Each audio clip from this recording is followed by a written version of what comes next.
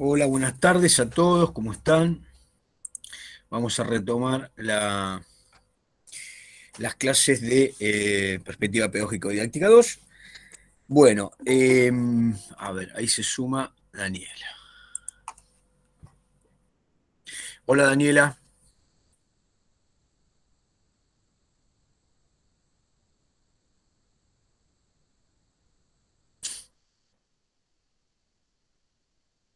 Hola, hola, Daniela, ¿me escuchás? Hola, profesor. Sí, sí, lo escucho. Bárbaro, bueno. Bueno, entonces, la idea digamos que le expresé en el tablón, en el Classroom, era que había cuenta que habíamos suspendido un sincrónico antes del receso y otro a la vuelta del receso, y se habían sumado ahí una serie de grabaciones en donde ustedes no tenían posibilidad de preguntar, de repreguntar, de intervenir, y donde la solución de continuidad entre los temas que yo abordaba, seguramente tenían en algún caso reiteraciones o en algún otro caso necesitan cohesión. Entonces, lo que me interesaba para retomar y organizar bien la segunda parte del año era, bueno, preguntarles, ¿vieron los videos? Que ustedes, aunque sea viendo esos puntos que yo le planteé ahí, que hicieran un punteo, un borrador, diciendo, bueno, de estos videos no entendí, esto parece corresponderse con lo que veníamos charlando en tal sentido, etcétera, etcétera, ¿no? Que ustedes tomaran la palabra para retomar el hilo conductor de lo que habíamos construido en los meses anteriores al receso. Pero no era de ningún modo un trabajo práctico obligatorio ni nada, era digamos, una actividad para poder retomar desde un lugar razonable. Bueno, profe, nosotros como grupo, Bien, bien. Soledad, Florencia, Elisa y yo, armamos ahí un cuadro a modo de ¿no? integración de los videos y bueno, preparamos algo. Muy bien, lo pueden presentar, así lo van explicando y lo charlamos entre todos. No tienen ninguna obligación de que esto esté bien, ¿eh? Escuchen, estamos trabajando en modo de procesamiento, ¿eh? Tal vez, sí, La sí, idea sí. es que podamos articularlo. Adelante.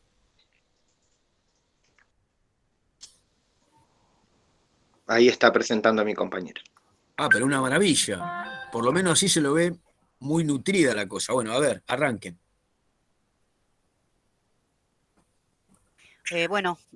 Arranco yo, profe. Em, Voy a hablar de la triada didáctica, que la conforman el docente, enseñante, el estudiante, aprendiente y, bueno, y el currículum, que es el contenido a enseñar. Bueno, en el caso de los estudiantes, lo que hay que destacar es que el estudiante, como usted muchas veces lo dijo, no es una tabula rasa, o sea que ya tiene conocimientos previos, ya Ujú. tiene una estructura cognitiva que está basada en, bueno, en conocimientos, en esquemas, en esquemas de interpretación. O sea, y también a su vez el estudiante aprende no solo contenidos conceptuales, sino contenidos, además de los conceptuales, actitudinales y procedimentales. Bueno, los contenidos conceptuales se refieren, bueno, a aprender, a desarrollar la subjetividad moral, política. Después, los contenidos actitudinales se refieren a saber obrar, actuar, y después los procedimentales bueno, incorpora valores, normas, comportamientos. A su vez, bueno, el currículum, que es el contenido que se Discúlpame, enseña. Elisa, está Sí, muy bien. Recuérdenme que, ahora vos vas a seguir, pero que nos detengamos en el aprender a aprender, ¿eh? Que nos detengamos en eso que vos señalaste que está muy bien, que hemos tratado en la clase, está muy bien, pero recordámelo que lo retomemos porque les tengo que hacer alusión a un material para algunas clases en adelante, así que ahí, recuérdenmelo, dale, está adelante. bien. Bueno, el currículum, que es el contenido a enseñar, bueno, eso forma parte de, o sea, lo dictamina el Estado a través de una política educativa y que tiene propósitos. Bueno, los propósitos es la propedéutica, o sea, lo que los alumnos, con la intención de que sigan estudiando, cuando terminan el secundario, que se sigan perfeccionando. Después, también por el tema de la inserción laboral, que tengan una buena inserción laboral y también que se formen como ciudadanos para manejarse en la sociedad. Después no sé si alguno de mis compañeros quiere seguir.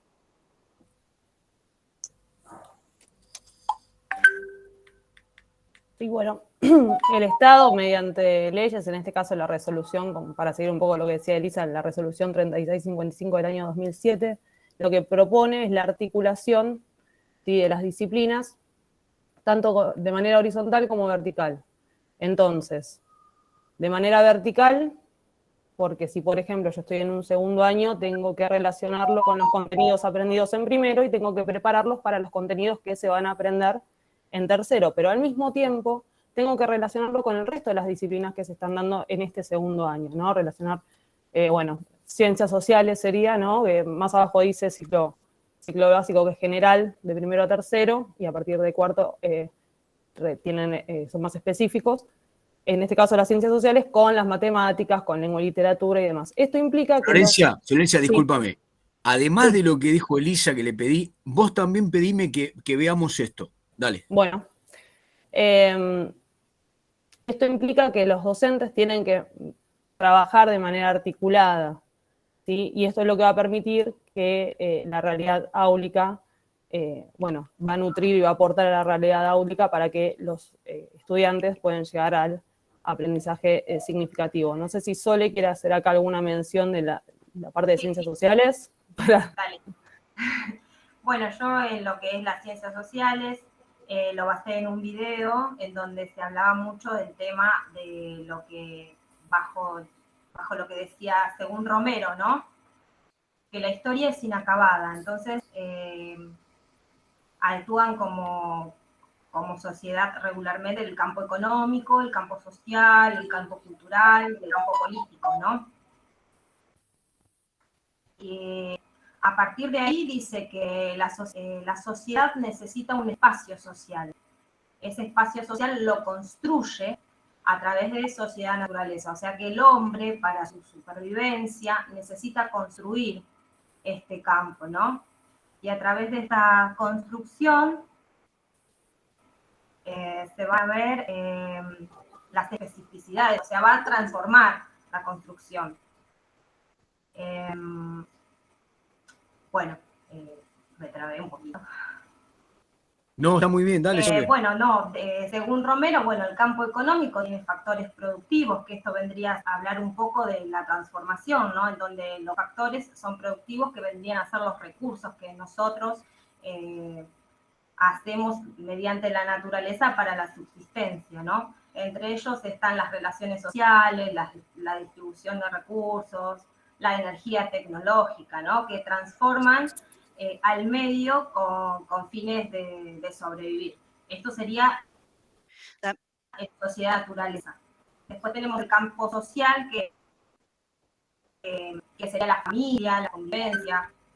Todo esto a base de lo que dice Romero. Y después tenemos el campo cultural, en donde todo tiene un símbolo, dice, ¿no? Todo tiene un símbolo, que todo lo material tiene un revés, si no me equivoco, y en donde están las percepciones, las mentalidades y las ideologías. O sea, como seres nosotros creemos, sentimos y hacemos, y es una percepción de mentalidad e ideología. Y bueno, después lo relaciona con el campo político, en donde ahí ya construimos unas relaciones de poder, ¿no? Establecer jerarquías, grupos sociales que se imponen unos sobre otros, y bueno, y todo lo que implica, ¿no?, el tema político, ¿no? Claro, todos estos campos que Sole nombra a partir, ¿no?, de un autor que hemos visto, el docente debe encontrar la manera, ¿no?, como enseñante, de plasmarlo en la planificación, ¿no?, en una planificación anual del ciclo lectivo. Debe programar la enseñanza, ¿sí?, preveniendo y tomando decisiones sobre el proceso, ¿sí?, que también le va a servir esta herramienta como guía en su tarea diaria, ¿no? Organizando su acción didáctica, y a su vez tiene ciertos componentes necesarios, elementos fundamentales que no pueden quedar fuera. Y ahí un poquito en el cuadro los nombrábamos. Los propósitos. Sí, perdón, siempre teniendo en cuenta, ¿no?, que por más que uno planifique y programe la enseñanza, después en el aula, bueno, nos invade la realidad, ¿no? Por decirlo de alguna manera.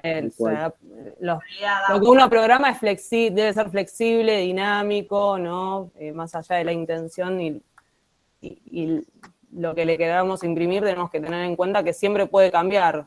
Bueno, como nos pasó hoy, puede pasar algo, un terremoto, y todos tengamos que cambiar la clase y hablar de eso en el aula, ¿no? Eso también creo que no lo pusimos y por ahí cabe agregarlo. Sí. Basarse en el contexto que pasa en ese momento, en la realidad de los alumnos.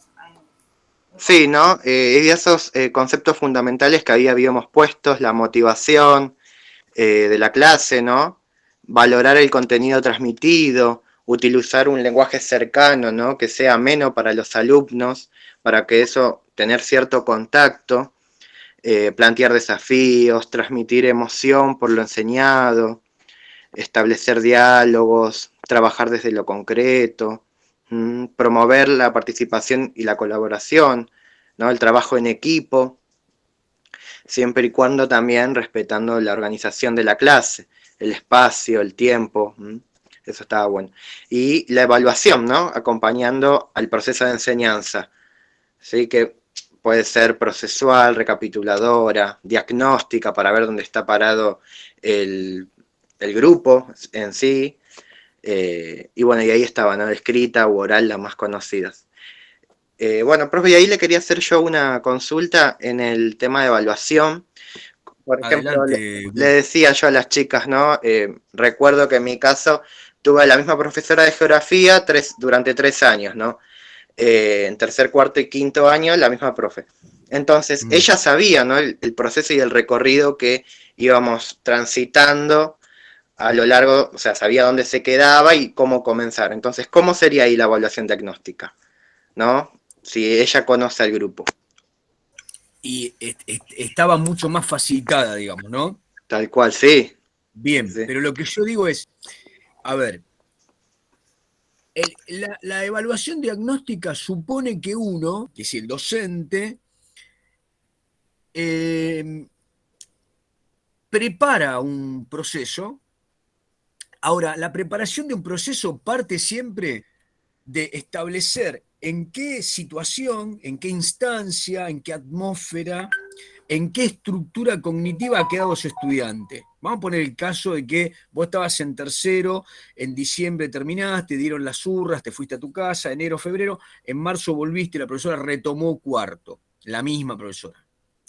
Ahora, el proceso que ocurre con las subjetividades y con la estructura cognitiva en todos nosotros, pero sobre todo en una edad muy plástica, perdón, no plástica, elástica, como es el periodo adolescente, donde uno desarrolla en algunos procesos con mucho dinamismo y con mucha aceleración, avances, saltos cualitativos. Esto implica que un grupo, partamos de esta base, el docente había dejado en tercero a una cantidad de estudiantes. Ahora, al comenzar cuarto, ese salto de calidad, ella lo podía tener previsto, podía saber quiénes habían quedado en una situación de necesaria recapitulación, quiénes necesitaban un apoyo, un acompañamiento, pero de cualquier manera, para empezar un proceso nuevo, que se supone que tenía variables distintas a las anteriores, tiene que comenzar, digamos, estableciendo con relativa precisión en qué lugar están los estudiantes y trabajando con el insumo de lo que los estudiantes brindan como realidad, digamos, cómo están pensando, qué elementos de la clase anterior, de la cursa anterior, de tercero, cuáles son los elementos que realmente pueden aplicar, cuáles efectivamente consolidaron. También hay que tener en cuenta que quizás hay nuevos alumnos, ¿no? Que vinieron de otras escuelas y también, El bueno, grupo puede para cambiar, el equiparar, grupo puede claro. cambiar. Bien. Pero supongamos que el grupo no cambió. Aún así, escuchen, yo ayer era otra persona, estoy exagerando, vamos a hacer filosofía leve. Supongamos que tomamos Heráclito, ¿no? Heráclito, el griego, y, digamos, no nos bañamos nunca en el mismo río. Yo no soy la misma persona de ayer, es una exageración. Pongámoslo en clave de dinámica. Todos nosotros, en un proceso de construcción cognitiva, estamos aprendiendo todos los días y cambiamos los juicios, componemos presupuestos nuevos, abandonamos ciertos presupuestos y tomamos los otros, ¿no? Entonces creo que hay que partir no del extremo, de que todos los días son distintos, pero sí de que estamos sujetos a un dinamismo que en educación es optimista. En educación, ¿qué decimos? Todos cambiamos, todos podemos aprender, todos los días podemos aprender algo nuevo. ¿Quiénes? ¿Qué estudiantes? Todos. Ahora, esos estudiantes van a aprender desde el escalón en que quedaron. Ahora, ese escalón lo tengo que reconocer. Porque el otro extremo, ¿cuál es? Les voy a dar alguna data, permítanme que haga una recapitulación con un texto que no sé si tocamos. No se los voy a dar, pero es bueno que lo conozcan. Hay un proceso que se da en educación que tiene que ver con la evaluación, que deriva de investigaciones que realizan un conjunto de pedagogos. En la Argentina, una de las que se ha destacado en esta línea es Karina Kaplan, con K, las dos veces. No, perdón, Karina con C, Kaplan con K. Bien, Karina Kaplan, bueno, es una docente de pedagogía, ciencia de la educación de la UBA. Tiene muchas publicaciones sobre esto que les voy a comentar. Ella sigue la línea inaugurada por Pierre Bourdieu.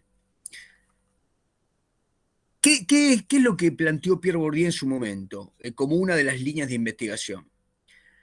Digamos que la sociedad, todas las sociedades desarrolladas, tienen a las escuelas como un agente de socialización que reproduce la sociedad. Síganme este criterio, a ver. Nosotros decimos que la educación es, en un sentido, la transmisión de los valores, de los saberes socialmente relevantes para que un sujeto se integre a esa sociedad. ¿Está bien? A la vez decimos que los sujetos tienen que ser autónomos y críticos para poder cambiar lo que en esa sociedad es injusto, inequitativo, etc. Pero en un principio, si la sociedad quiere conservar las estructuras dinámicas, ¿me siguen? La escuela se comporta beneficiando la reproducción de conductas similares a las que animan la sociedad. Entonces, dice Pierre Bourdieu, en algún sentido, cuando la escuela es un agente que se adecua perfectamente a los dictados del Estado y de la hegemonía social, es decir, el dictado de cuál es el orden imperante, tiende a separar las conductas que considera inadaptadas porque van contra el orden de esa sociedad y beneficiar las conductas que reproducen el orden de la sociedad. Por ejemplo, Pierre Bourdieu claramente estipulaba que buena parte de la regulación capitalista se conducía a través de generar conductas en los estudiantes que iban a reproducir esos mismos mecanismos en el trabajo, en las organizaciones empresariales, en las organizaciones públicas, etcétera, etcétera. ¿Me siguieron hasta acá? Digo, eso Pierre Bourdieu lo llamó reproducción social. Tiene un gran tratado, Pierre Bourdieu, que se llama La reproducción social, donde estudia sistemáticamente a las organizaciones educativas desde este punto de vista. Bien, ¿cuáles son los resortes que funcionan dentro de las escuelas que pueden ser herramientas para castigar las conductas inadaptadas o para regular y beneficiar las conductas que son las que reproducen el orden imperante? Bueno, ¿qué dice Karina Kaplan? Karina Kaplan dice, en la escuela secundaria ocurre una cantidad de procesos, perdón, en la escuela secundaria no, en toda la escolaridad ocurre un proceso que ella ha llamado biologización de la estructura cognitiva. Biologización de la estructura cognitiva. Sería más o menos esto. A fulanito no le da la cabeza. A fulanito no le da la cabeza. Lo han escuchado en la sala de profesores, en los espacios de socialización docente, se habla permanentemente con un nivel que roza el darwinismo social, porque se termina enviando esta información. Él a menganito de tal no le da la cabeza, implica para algunos que no está dotado. ¿Esto qué significaría en última instancia? Un problema hereditario. ¿Está bien? Pensemos un poquito en qué medida los presupuestos educativos de la sociedad, vulgarmente hablando, no circulan a partir de que hay una selección visible de los más aptos para aprender y de los menos aptos para aprender. Yo les pregunto algo. ¿No se trata que la escuela aparentemente es una regulación en donde lo que hay que aprender son las reglas de escolarización? La estoy complicando un poco, ¿no? A ver, ¿qué serían las reglas de escolarización? La escuela es una organización social, entonces tiene relaciones que establecen una jerarquía. Vamos despacio. Yo soy Juancito Madariaga, mi mamá me lleva a la escuela, soy blanquito, tengo ojos claros, mi mamá forma parte de la cooperadora. A mí me va mal. Me va mal, ¿qué quiere decir? No aprendo a leer bien, sumo con dificultad. Llega un momento que la maestra está pensando que necesito, obviamente, un apoyo, pero mi mamá es de la cooperadora. Entonces, lo que circula ahí es que yo pertenezco a un nivel de reglas de negociación escolar por las cuales en la escuela se establece que pasar o no pasar, promocionar, es decir, pasar a segundo año o no, puede ser un castigo. No es un problema de aprendizaje, es un problema de castigo. Éxito o fracaso. ¿El fracaso escolar qué es? Es un baldón. El fracaso escolar es una estampa. Repitió de grado. Tiene que volver a hacer el año. ¿Entienden? A esto me estoy refiriendo con reglas de escolarización. Yo les pregunto, las reglas de escolarización, profe, póngame un 7, apruébeme en el examen final, me llevé 7 materias, no puedo pasar y finalmente pasé. ¿No les pasó? ¿Se acuerdan sus compañeros de la secundaria? ¿Eso tiene que ver con el aprendizaje, con la estructura cognitiva? ¿No tiene que ver con las reglas instituidas en la escolarización? Que son más bien convenios, son como estatutos tácitos entre los estudiantes que están incluidos en la regla de escolarización. El oficio de ser alumno, ser más simpático, que la familia lo empuje, esté cerca.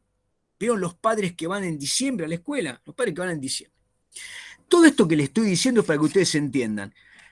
Perrenú dice que la evaluación en la escuela, es decir, que alguien repita o que alguien no repita, tiene poco que ver con que aprenda o no aprenda. Eso parece estar en otro lado. O sea, ustedes deben haber tenido compañeros que no aprendían y pasaban de año, y otros que por ahí sabían algunas cosas y aprendían mucho en algunas materias, pero como se llevaban más de 2, se llevaban 3, repetían. Realmente eso parecía una injusticia, y ese sujeto, ese compañero o compañera, se quedaba ahí en un año anterior como castigado, ¿no? Socialmente castigado. ¿Qué tiene que ver esto con los aprendizajes? ¿Cómo la escuela evalúa? ¿Qué quiere decir que evalúa? La evaluación es un sistema social de negociación entre las familias, la institución y el Estado, que lo que hace es seleccionar los integrantes de la sociedad que triunfan y van por un canal al mejor trabajo, a la mejor socialización, que van a ser los ciudadanos óptimos, etcétera, etcétera. Digo, por acá va la cosa de lo que dice Perrenot. Pero ¿qué dice Kaplan? Kaplan dice, en la medida que la escuela se universalizó y se masificó, poblaron las escuelas, las primarias y las secundarias, integrantes de estructuras sociales marginadas, que no habían tenido a sus padres en la escuela. Por ejemplo, los chicos que empezaron a ir a la primaria hace 20 años y los padres no habían terminado la primaria. No tenían la experiencia los padres de cómo terminar la primaria, pero un tiempo después esos chicos, si pasaban a la secundaria, eran los primeros integrantes de ese círculo social que iban a la secundaria. Era toda una experiencia porque la estructura social en general no podía acompañar a ese integrante nuevo, que no tenía ninguna de las claves de cómo negociar en esa nueva institución. Porque la escuela es una institución social que se vincula con la familia, que es una institución social, y con múltiples otras instituciones que establecen acuerdos tácitos. Entre esos acuerdos tácitos está uno, que Kaplan lo dice claramente. Hay un elemento que se establece entre los docentes que es el de el buen alumno y el mal alumno. El buen alumno y el mal alumno es un sticker que tenemos en la frente con letras luminosas, mal alumno o buen alumno. ¿Esto qué quiere decir? Que el sujeto que es abanderado, él o la estudiante que es abanderado a un año, al otro año puede fumar, porque los docentes tienen la inercia de que es el abanderado. Entre un 8 y un 10 hay 2 puntos, le pone 10 porque era el abanderado. Fue sancionado. Y lo mismo con aquel que se lleva todas las materias y no tiene el resguardo, no tiene la conformación del estudiante aplicado, atento, dispuesto hacia la escuela.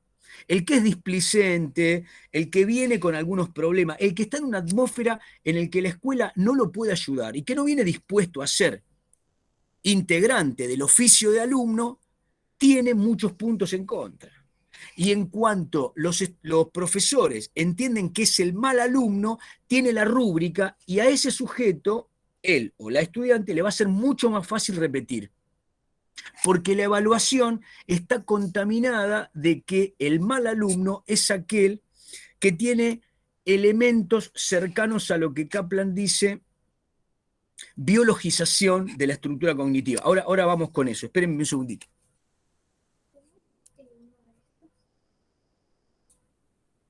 Atendí a mi hija que me pide una cosita. Bueno, los textos de Kaplan son muy interesantes porque son estructuras que son visibles en las escuelas y que han ocurrido sobre todo a partir de los años 2000, en donde se amplió el sistema. Ella habla de una especie de biologización como nuevo darwinismo, neodarwinismo. Es decir, la pobreza y la oscuridad de la piel y pertenecer a núcleos que no estuvieron escolarizados y que por lo tanto tienen una estructura conductual lejana a la institución, no saben cómo regular sus conductas, no saben cómo predisponerse o acercarse a los canales de circulación, porque su familia no lo transitó, y que por lo tanto tienen lejanía respecto de esas estructuras.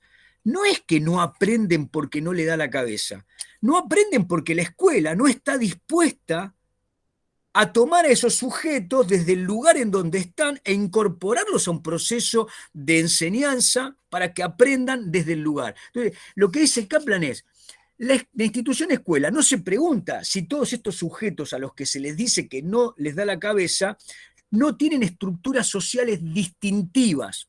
Lo voy a decir con palabras de otro pedagogo, disculpen que les nombré 3, pero es muy importante. Juan Carlos Tedesco falleció hace unos años, fue ministro de Educación. Bueno, ¿qué dice Tedesco? Escuchen, hay un aspecto que en educación no se tiene muy en cuenta, por lo menos en el discurso oficial, que es la educabilidad.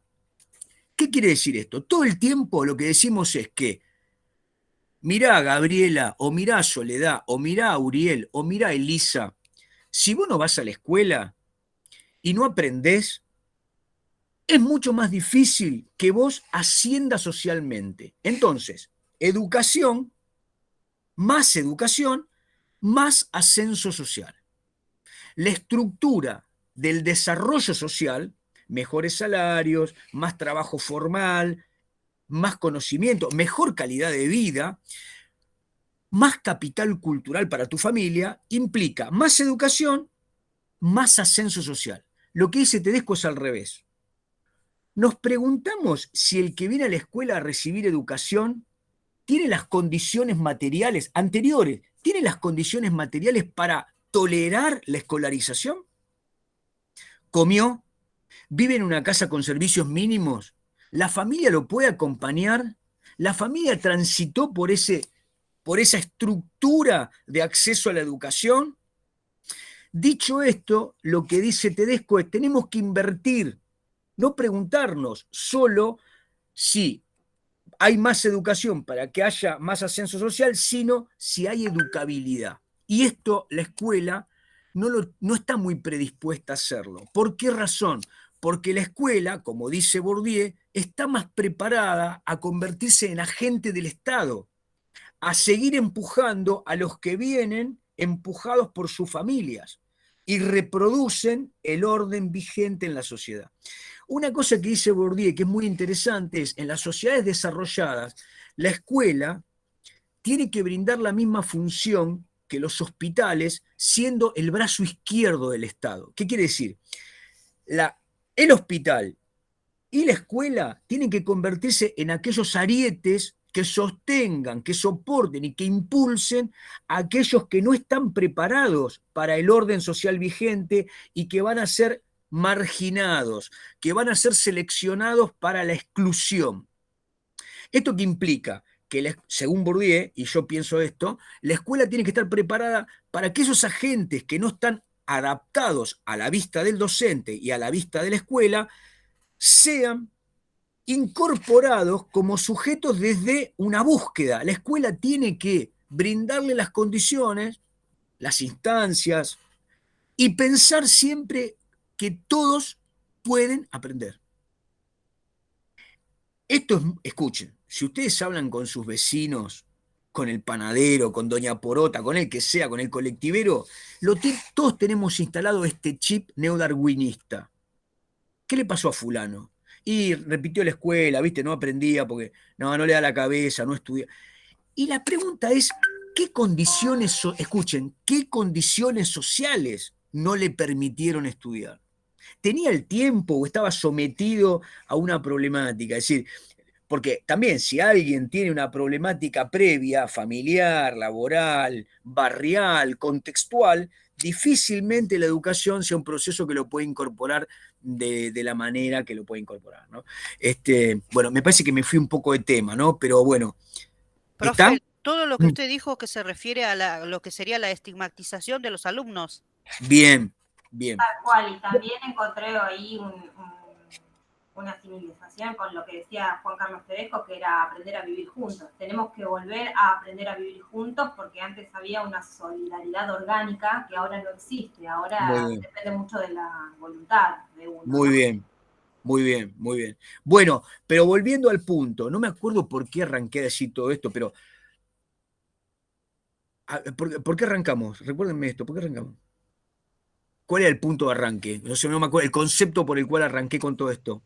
¿Era Yo la había evaluación? preguntado, profe, de la evaluación diagnóstica. Listo, con el tema de la evaluación. A mí me parece que, volviendo esto a la evaluación diagnóstica, supone más elementos que los que el chico o la chica me puede decir en el aula. Piensen ustedes, mañana se convierten en profesor de secundaria, ¿no? Van a primer año, tienen ciencias sociales. Los chicos que no se manifiesten, las chicas que no se manifiesten, que no hablen, que no tengan una conducta asequible al aprendizaje, porque no lo manifiesten, amerita que la gente docente se convierta en docente en el sentido de indagar y diagnosticar. ¿En qué sentido? Derivando, bueno, estos estudiantes tienen manifestaciones que obviamente obturan su aprendizaje, pero no tengo que considerar que no quiere aprender o que no puede aprender. Tengo que considerar que tengo que indagar y tengo que trabajar sobre los obstáculos que interponen su aprendizaje. ¿Entienden? Todos los estudiantes pueden aprender. A lo mejor lo harán con más dificultad o necesitarán más tiempo, pero esto es algo, sobre todo en la secundaria, que es un problema. Y los docentes, desde el plano de vista educativo, desde el punto de vista educativo, suelen cerrar esto con: tengo buenos alumnos y malos alumnos. Entonces, esa inercia es rubricadora, rubrica. Es más fácil, tomo una prueba y ya sé que Menganito está cerca de hacer poco, ¿no? Entonces, digo, lo que estoy haciendo es tramitar en forma muy falsa un mecanismo de regulación escolar que se parece bastante poco a trabajar con los aprendizajes de los estudiantes para mejorar su situación, ¿no? Digo, acá lo que le estoy diciendo es que hay que problematizar no solamente la evaluación diagnóstica, sino también la evaluación formativa y también la evaluación sumativa, digamos, ¿no? Porque a mí me parece que esto lo he discutido con muchos colegas de secundaria.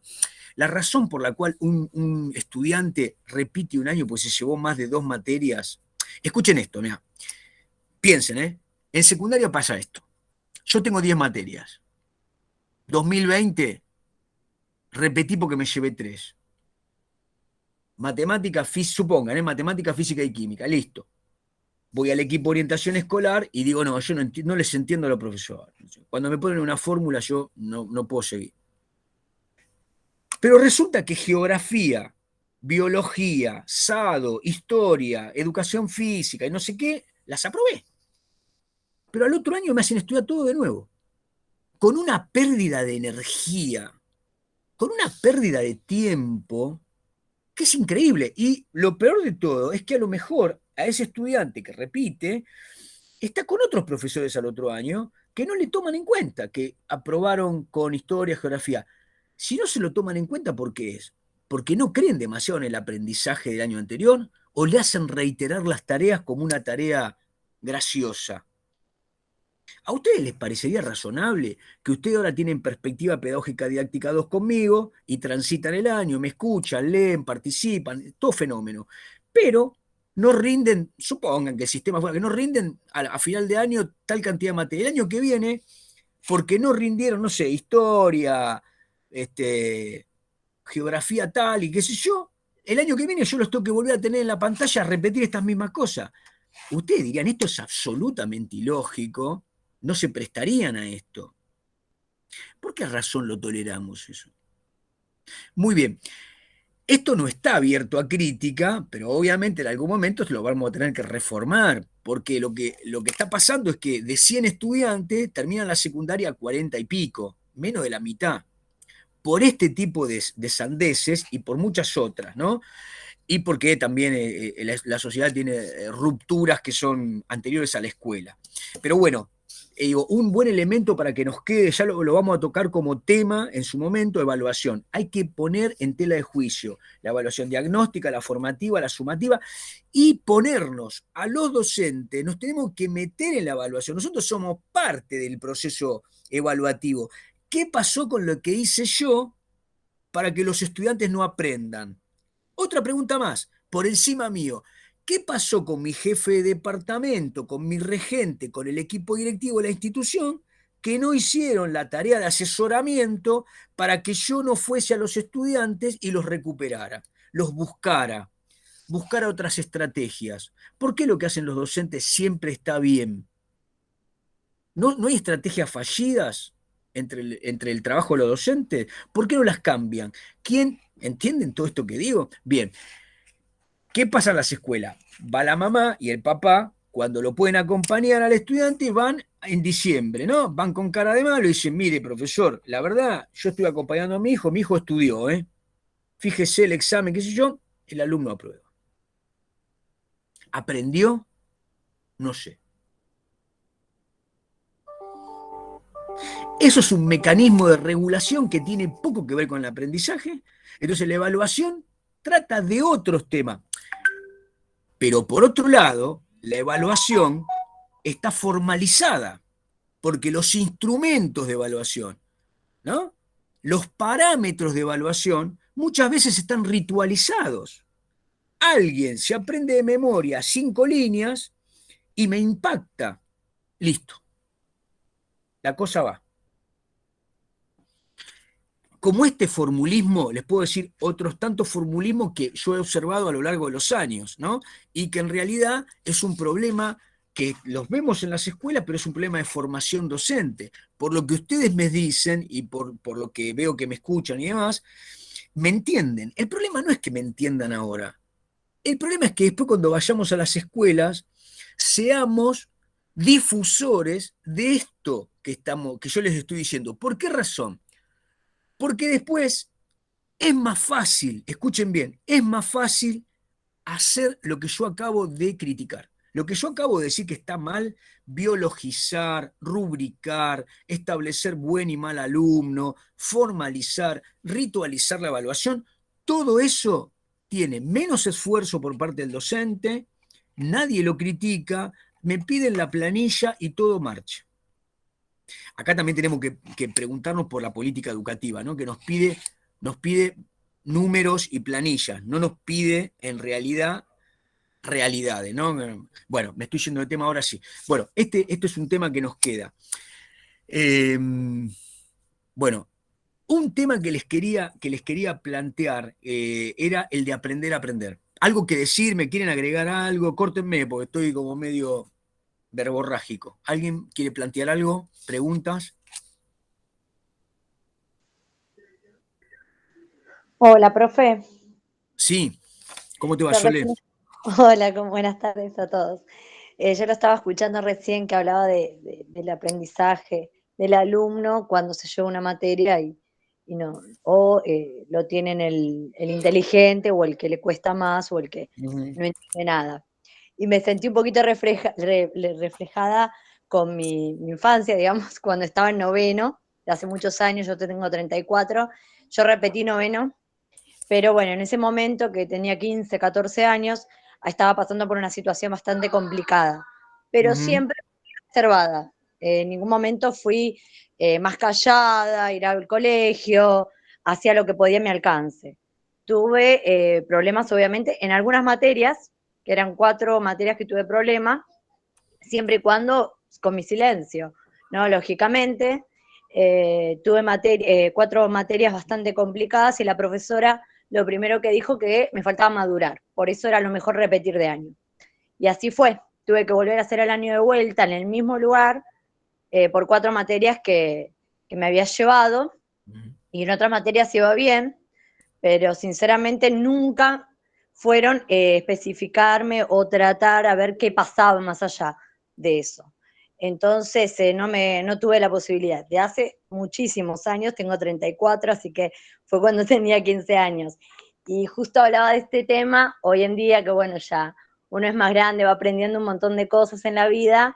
Bueno, es verdad lo que dice usted, que era más fácil mirar así, el que le cuesta más, el que no hace nada, o el que no está pendiente en las clases, o el que estaba callado, entonces era más fácil ir a decir, bueno, no, le falta madurar, que repita, le va a servir bien. Y me hago en ese momento, bueno, sí, si le falta madurar, que repita. No había una explicación o vamos a analizar a ver qué pasa más allá. Pero bueno, obviamente que a veces no se trataba antes, o capaz que yo necesitaba hablarlo, decirlo, pero no me salió en ese momento. Y bueno, me fui más para el pasado cuando empezó a hablar de estos temas. No sé si es lo que No, más está o muy menos... bien, está muy bien. Es un ejemplo que viene muy a cuento, seguro. Bueno, yo les había dicho que un punto, primero, perdónenme que no dije, la Y verdad, después excelente, lo fui felicito. abanderada y todo, ¿eh? Después que hice camino de vuelta, fui abanderada, de escolta, mi mamá no lo podía creer, claro, pero ya me la sabía, me sabía todas las materias. Y lógico. Yo feliz no lo podía creer tampoco. Los quería felicitar, el equipo la verdad que está fantástico. Lo que les quiero pedir es que lo suban al Classroom, que lo suban, así los compañeros pueden ver eso que ustedes integraron. Está muy, muy bien. Uno de los temas por los que habían pasado ustedes, el tema del aprender a aprender. A ver, alguien que lo estire, que sea del equipo o del resto. Es muy importante esto de aprender a aprender. A ver, yo se los voy a dejar picando así. ¿Por qué es tan importante que retomemos el aprender a aprender en esta etapa? Digo, Porque es un punto de vista, según Tedesco, ¿no? Es un punto de vista del desarrollo cognitivo, digamos. Uno tiene que aprender el dominio de esas operaciones que en la cabeza, quizás desde la formación docente, está explícita, a poder llevarlo al aula y poder hacer eso que al alumno no le queda explícito, poder que lo llegue a entender. O sea, buscar herramientas para que el alumno entienda lo que nosotros como docentes quizás nos costó entender. O sea, es aprender a todos los días, ¿no? Aprender a ayudar a este que entiende desde otro punto de vista, quizás. O sea, yo lo tengo explícito en mi cabeza, pero por ahí no lo puedo expresar. Vamos de nuevo, Sole. A ver, cuando yo digo que el estudiante, si yo pienso en expectativas generales, el estudiante tiene que aprender conceptos, o aprender, o aprender a conocer, o conocer. Entonces yo ahí lo que estoy diciendo es que el estudiante se va a enfrentar a una cantidad de representaciones, ideas, conceptos, principios, teorías que le hablan del mundo, ¿no? A ver, vamos a poner ejemplo.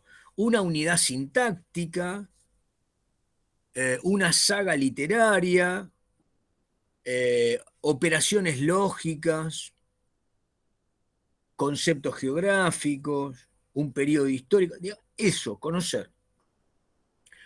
Ahora, el aprender a aprender y el aprender a ser, vamos distinguiendo, aprender a ser. ¿Por qué el docente tiene que pensar que el estudiante tiene que aprender a ser? Uno lo definiría de esta manera. Todo lo conductual es moral, es decir, tengo que saber, tengo que experimentar, tengo que regular mi conducta para que no afecte a terceros. El desarrollo ético-moral es un aprendizaje, pero también es una regulación social. Por lo tanto, es normativa.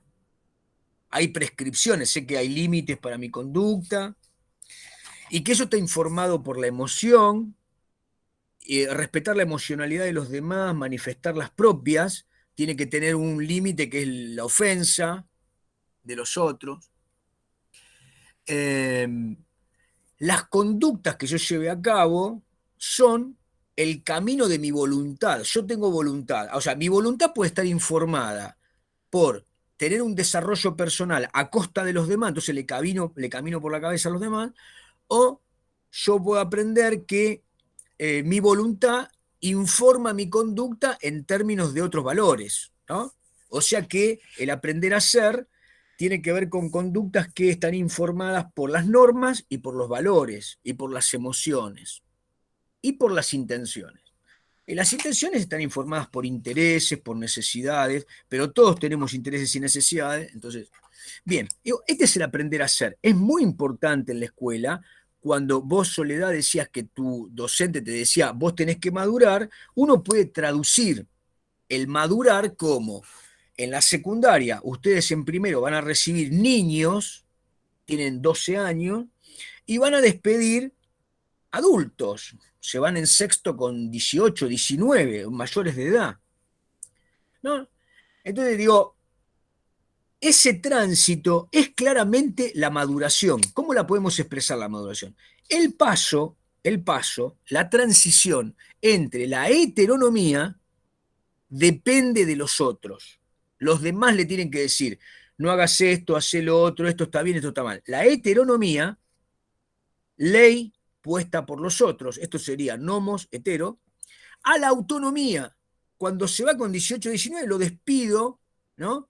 Como alguien que puede manejarse regulando su conducta, lo despido sabiendo que formamos ya un estudiante del nivel secundario que se va a inscribir en la estructura laboral, que va a ser un buen ciudadano, que conoce lo que implica la ciudadanía, ser un buen padre, etcétera, etcétera.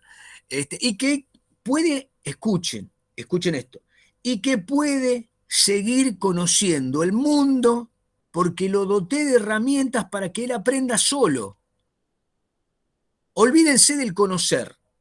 Él conoce una parte del mundo, sabe que desconoce un montón y aprendió a hacer, sabe qué es lo que tiene que mirar y cómo comportar. Ahora, ¿qué le dio la escuela secundaria? Le dio las herramientas, los mecanismos, las estrategias para elaborar autónomamente caminos de aprendizaje. Es decir, ese sujeto que se fue a la escuela secundaria aprende por sí mismo.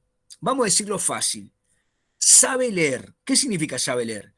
Puede tomar cualquier texto y aunque sea muy complejo, elaborará una estrategia para decodificarlo. Sabrá buscar información, aunque sea muy recóndita. Podrá comparar varias fuentes informativas. Podrá descomponer un problema y ensayar varios caminos para enfrentar ese problema y buscar la solución. Este tipo de estrategias son estrategias complejas. Nosotros que somos adultos todo el tiempo lidiamos con esas estrategias. Bien, cuando decimos que el estudiante aprenda a aprender o que nosotros lo dotemos de un aprendizaje a aprender, estamos diciendo esto. Y yo creo que este aprender a aprender es, yo diría, más importante que el tema de conocer. Ustedes dirán en lo que sí, no. Digo, ustedes le van a enseñar geografía. Buena parte de lo que le enseñen de geografía se va a olvidar. Ahora, lo que no se va a olvidar es lo que ellos en forma activa profundicen como mecanismo de aprendizaje. Bien, entonces, ¿a qué iba con todo esto, no? Con el aprender a aprender. Tedesco. Profe, entonces que se forma a los estudiantes para que salgan a la vida, para que puedan manejarse en Sí. sociedad. Bien, bien. Esto es lo que dice la ley federal, la ley de educación dice que en la escuela secundaria tenemos 3 objetivos fundamentales, ¿no? La formación ciudadana, o la educación en ciudadanía, la educación para el trabajo, y la propedéutica. ¿La propedéutica cuál sería? Yo formo estudiantes con todos los saberes mínimos relevantes como para que pueda seguir estudiando. El nivel secundario es básico para poder seguir estudiando en la universidad, en un instituto, etc. La inscripción laboral y la ciudadanía. Esos son los 3 objetivos que plantea para la escuela secundaria la ley. Bien, vamos a aprender a aprender. Hoy, 2021, ¿qué necesitan nuestros estudiantes extra? ¿Qué herramientas extra tenemos que proponerles, acercarles? El tema de la tecnología, porque por el tema de la pandemia, o sea, lo que necesitan es tener las herramientas tecnológicas. Bien, muy bien, Elisa, muy bien, perfecto. Yo les voy a brindar un material, disculpen que se va a hacer mucho material en esta materia, después lo vamos a ir moderando, sobre fines de año vamos a ver qué es lo vital, pero les voy a mandar para la próxima unos archivos de la Universidad de 3 de Febrero que no son muy difíciles, son bastante llevaderos, que un poco narran cómo se estructuró lo que hoy llamamos tecnología educativa. Lo que durante mucho tiempo se llamó TIC, es decir, tecnología, TIC con X, ¿no? En plural. Bueno, hoy se habla de la tecnología, de la información y de la comunicación. Las TIC fueron utilizadas de hace por lo menos 3 décadas, 3 décadas, y sí, los 90, 2 décadas y pico. En los años 90, digamos, ya existía, pero para una minoría, el trabajo que hoy hacemos en red. Las empresas pasaron de la internet, la primera internet que teníamos que tener una línea telefónica, a una red más ampliada. Y después pasamos a la web. Digo, todo eso primero pasó a la esfera empresarial, a la esfera comunicacional, a la esfera financiera, a la esfera industrial. Casi todo lo que se produce hoy está informatizado. Y finalmente tuvo que venir la pandemia para que la escuela se informatizara. Perdónenme, lo digo fácil, no es tan fácil.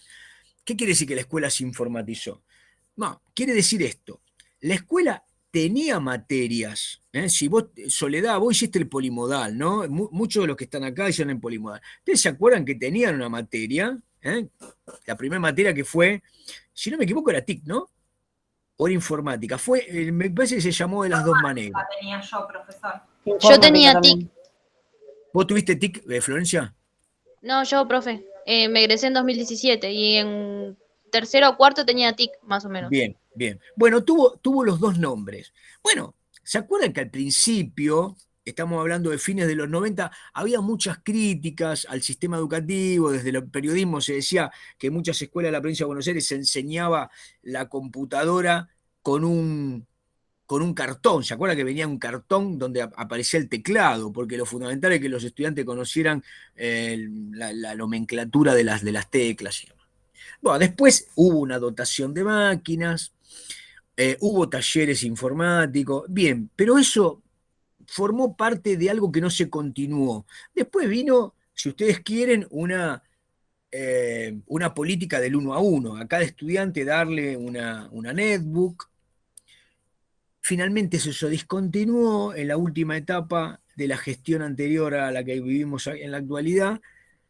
Muchas escuelas fueron dotadas de la conexión, es decir, como que se daban partes por separado, ¿no? Es decir, las escuelas no estaban informatizadas, no tenían un centro con una red que tuviese la posibilidad de que todos los estudiantes se conectaran y trabajaran. En vez de trabajar en la carpeta, trabajaran en red, como estamos trabajando ahora, digitalizando el material. Esto, dejemos la catarsis, por qué pasó, unos son buenos, otros son malos. La cuestión es que no se juntaron todas las partes de un sistema que tendría que haber sido que todos los estudiantes tuvieran acceso a la conectividad, a la accesibilidad en el sistema escolar. Quiero decir, voy a la escuela y con un dispositivo que llevo yo o que me da la escuela, yo me conecto con el profesor y tomo clases y registro en un archivo y trabajo desde ese archivo y después puedo seguir en mi casa, etc. Eso no ocurrió. Ocurrió todo junto de manera urgente, en la pura emergencia, en el año pasado. Con todos los problemas que ya sabemos. La mayoría empobrecida no tenía señal, no tenía datos, etc., ¿no? Ahora, yo les quiero decir algo que parece una paradoja, ¿no? El año 2000, del año 2009, pónganle, que yo fui vicedirector, primer año que fui vicedirector, en la secundaria, hasta el año 2019, durante una década, la razón por la cual yo recibía más padres y madres en mi despacho y hacía acta, ¿saben cuál fue? ¿Se animan? ¿Cuál podía ser? Venían los padres y se quejaban. ¿El tema de las becas? Que no Robo de tenían celulares. acceso a internet. Robo de celulares.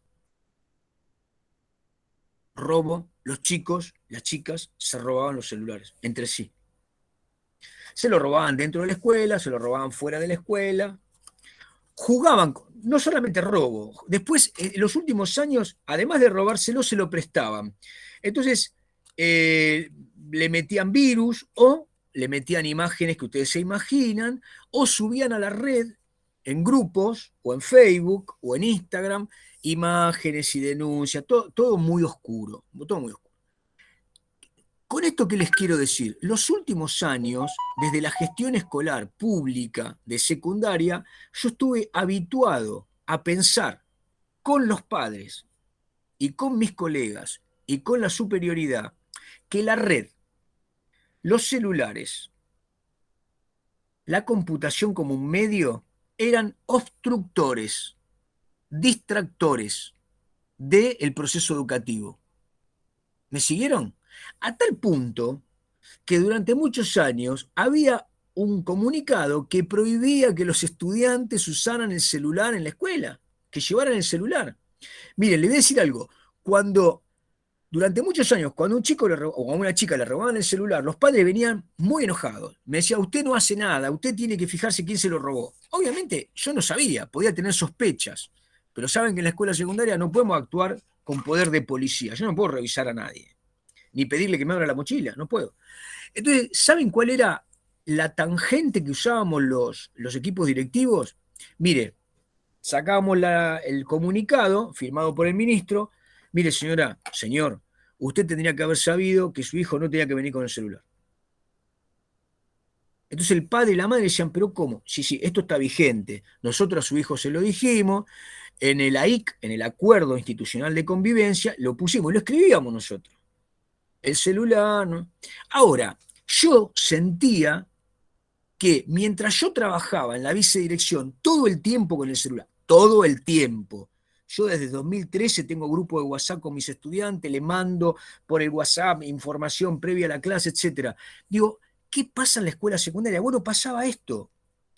La sociedad y la educación no encontraban que la tecnología era un vehículo que aceleraba, que mejoraba el proceso educativo. Díganme honestamente, si yo estoy hablando con ustedes ahora, ustedes me preguntan, y esto está grabado, y lo pueden ver un montón de veces, y ustedes pueden ver el esquema sin tener que escribir, ¿cuánto tiempo ahorramos para poder pensar, para poder leer? ¿Cuánto tiempo? Muchísimo. No tenemos que escribir. ¿Cuánto proceso muerto? Que la verdad es que es una pérdida de tiempo. Como la reiteración. Yo les puedo decir a ustedes, miren, vayan a YouTube y miren todo esto que les nombré, Pierre Bourdieu, Kaplan, vayan y vean a Perrenot, están en los videos de YouTube. Y ustedes pueden ir y lo van a encontrar, sin tener que ir a leer el libro. Bueno, después podemos leer el libro, es otro proceso. Pero todo eso no lo pensamos durante años, estuvimos muy atrasados. La escuela estuvo muy atrasada, el proceso educativo en la Argentina, el proceso social estuvo atrasado. Todos no, vamos a ser críticos. Las escuelas de élite, no. Los ricos que tienen mucho dinero mandaron a sus hijos durante muchos años a escuelas donde realmente al cabo de al cabo de una jornada con 2 turnos, aprendían informática e inglés. Usted puede ir a cualquier escuela de élite. Cuando hablo con gente conocida, amiga, me dice, ¿qué es una escuela de élite? ¿Cuánto puedes pagar en una escuela privada? Y mi amigo me dice, supongamos 5.000 pesos. Le digo, bueno, multiplícalo por 4, multiplícalo por 5. Bueno, si vos no puedes pagar eso es una escuela de élite. Pueden mandar solamente a alguien que tenga mucho dinero a su hijo. ¿Y qué hace el padre que paga esa suma, 25.000, 30.000, lo que sea? Va y le dice al director, no al profesor, mi hijo no sabe hablar inglés. Y yo lo mandé a esta escuela para que salga de la escuela hablando inglés fluidamente, porque cuando salga de acá tiene que manejar la empresa familiar conmigo, tiene que viajar al exterior y tiene que hablar fluidamente inglés. Y no puede desconocer nada de lo que esté en la red. Entonces, fíjense, yo les pongo esto justamente para ser antipático y que pensemos. No digo que el mundo se tenga que ordenar a ese modelo de gestión. Lo que digo es que esas herramientas que nos permiten conocer el mundo a algunos que tenemos acceso, el resto no lo tiene a su alcance. Yo voy a ser escéptico. No creo que lo pueda tener de la misma manera en este modelo y con esta regulación. Pero lo que sí tenemos que pensar es que el aprender a aprender, es decir, que alguien obtenga una cantidad de elementos para poder desempeñarse de manera, yo diría, lo más cercana a lo óptimo. Por lo tanto, el aprender a aprender por vías de reconocer la tecnología educativa es algo que nosotros lo vamos a tener que poner en recursos. Sí, no hay forma de que ustedes vayan a la escuela y no enseñen pensando en herramientas que no pueden ser solamente herramientas analógicas. ¿Entienden? Más o menos esta es la cuestión. Ahora, en el nivel secundario, durante mucho tiempo decíamos que el celular era un distractor. No hicimos muchos esfuerzos para que el celular fuese un potenciador. Algunos discutíamos, yo por ejemplo le decía a algunos compañeros, escuchame una cosa, digo, ¿por qué? Me decía, no hay señal acá, pero vos tenés señal, le digo, sí, yo tengo señal. Bueno, ¿por qué no hacemos algo? ¿Por qué no con tu celular lo replicamos en el televisor, lo conectamos? Había maneras de mostrarle lo que él tenía en la red en su celular a los estudiantes. Algunos estudiantes también podían buscar información porque algunos tenían datos. Entonces, la búsqueda en internet en una clase, ¿entienden? Toda esa potenciación se pensaban como un distractor. Se pensaba, si los chicos tienen celular en la clase, lo que va a pasar es que van a bobear, van a hacer taradeces, me van a sacar fotos, me van a filmar, cosas que eran ciertas. Pero no podemos dejar de hacer en la escuela lo necesario para potenciar el aprendizaje porque vaya a haber conductas que se distancien del ideal. Lo que tenemos que hacer es manejar esas conductas que están fuera del ideal y llevar los procesos que nos permiten enseñar bien, no enseñar mal. Bueno, dicho todo esto, yo voy a ver si para la próxima les armo el paquetito en donde aparecen, creo que son tres módulos. Los módulos, escuchen, tienen enlaces en donde ustedes cliquean y van a aparecer una cantidad de videos de YouTube y otros, en donde aparecen algunos didactas, algunos pedagogos que de alguna manera están haciendo vanguardia en el tema de las TIC educativa, es decir, la tecnología educativa, ¿no? La comunicación y la información para aplicar en educación. Voy a buscar lo que sea más razonablemente ligero. ¿Vieron algo de esto ya? ¿Tienen algún material? Para no darle ¿no? Bueno, si no me equivoco, yo creo que cuando les di un capitulito de España, Foresi y Sanjurjo, creo que les hablaba algo de tecnología educativa, pero muy breve, me parece que era muy breve. Bueno, hay otra cosa más que les dije, recuérdenmelo, esta era una... y con esto redondeamos. La parte que explicó Florencia, creo que yo se lo subí a Classroom. Si no se lo subí, ustedes me dicen, pero creo que sí. Esperen que voy a presentar, a ver. Sobre esto tenemos que trabajar a partir de ahora.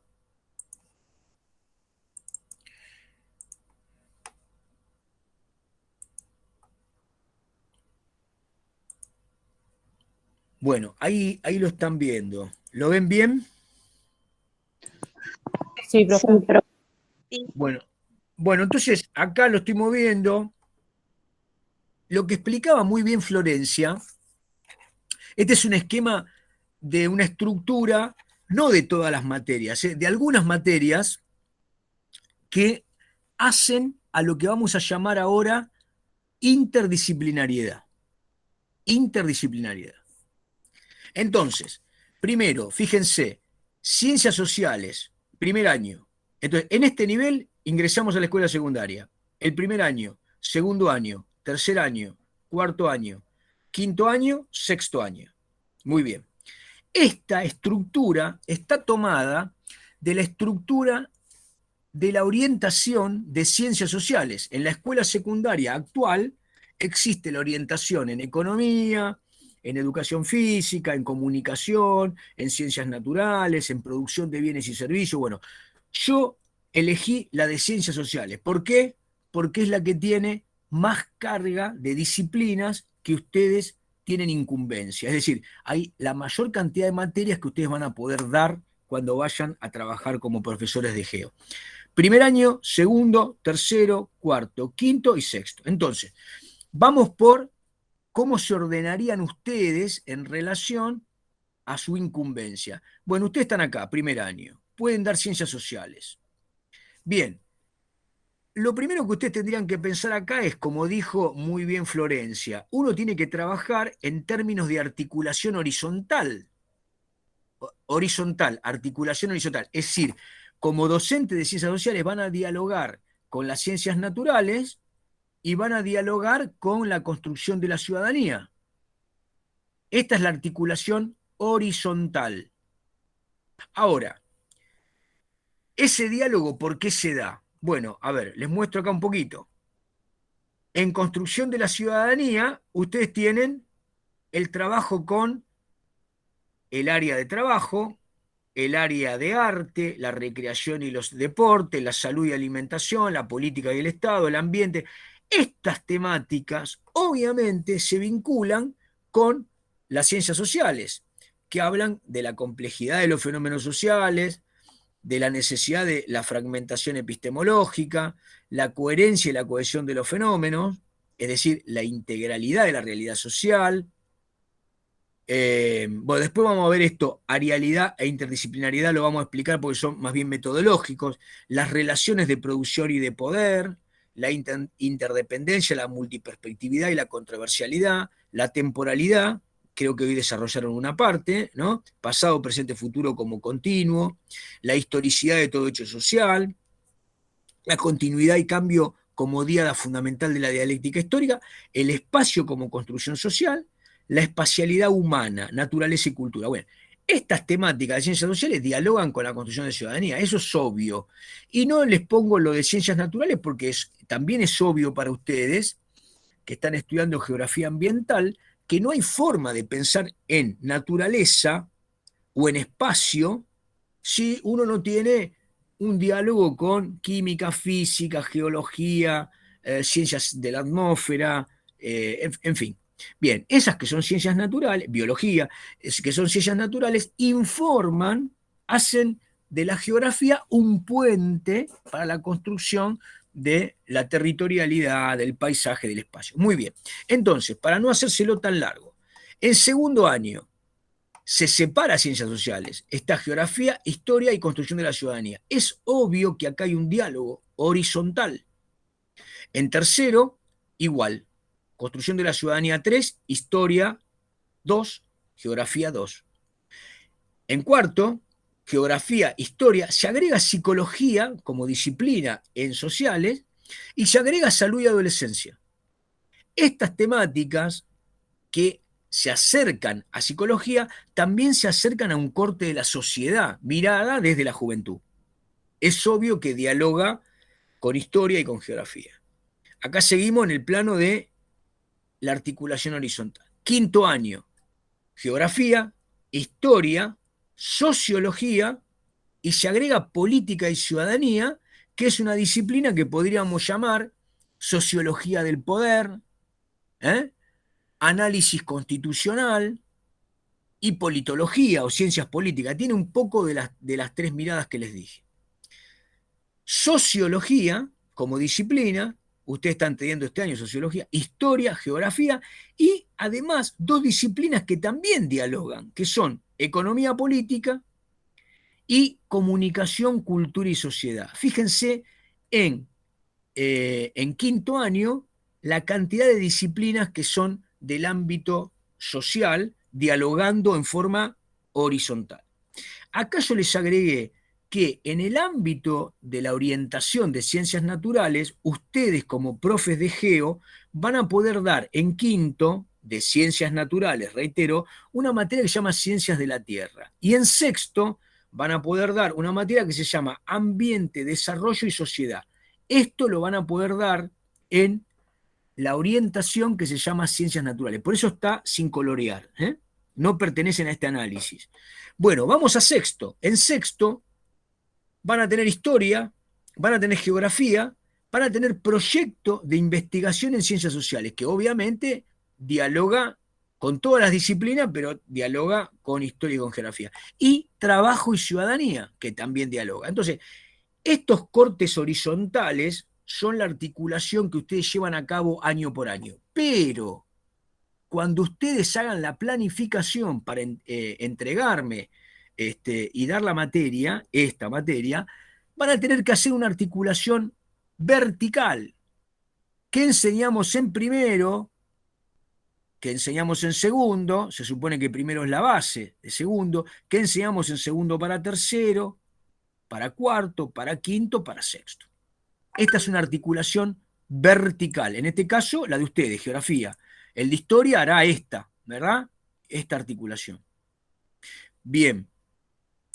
Profe, una pregunta, siempre basándonos en el diseño curricular. Exactamente. No, yo lo que les puse acá es el esquema de la estructura curricular, no los contenidos, ¿no?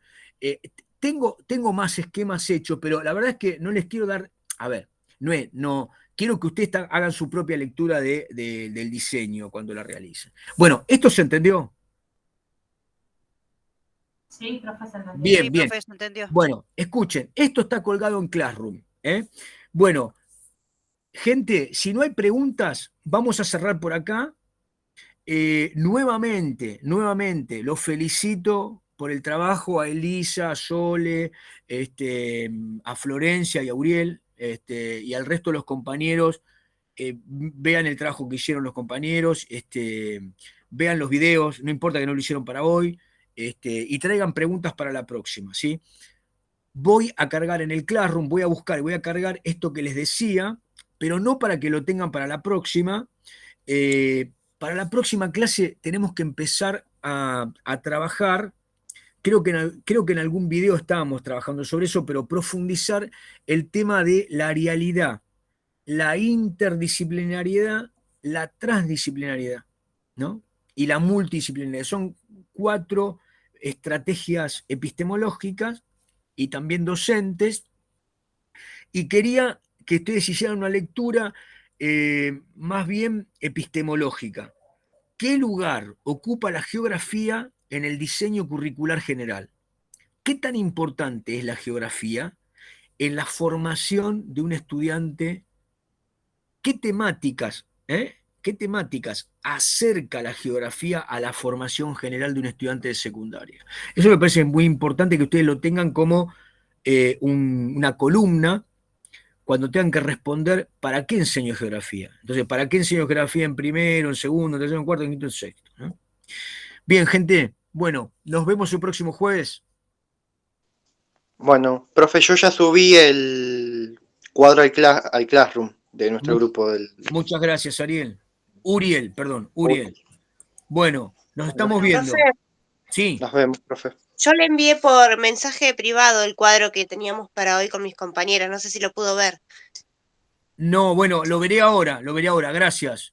Gracias, Bueno, Gabriela. Ahora me fijo. Bueno, muy bien, nos estamos viendo. Que sigan bien. Bueno, chau. Chao, profe. Buenas noches. Chao, profe. Chao, profe. Gracias igualmente. Hasta luego. Buenas noches.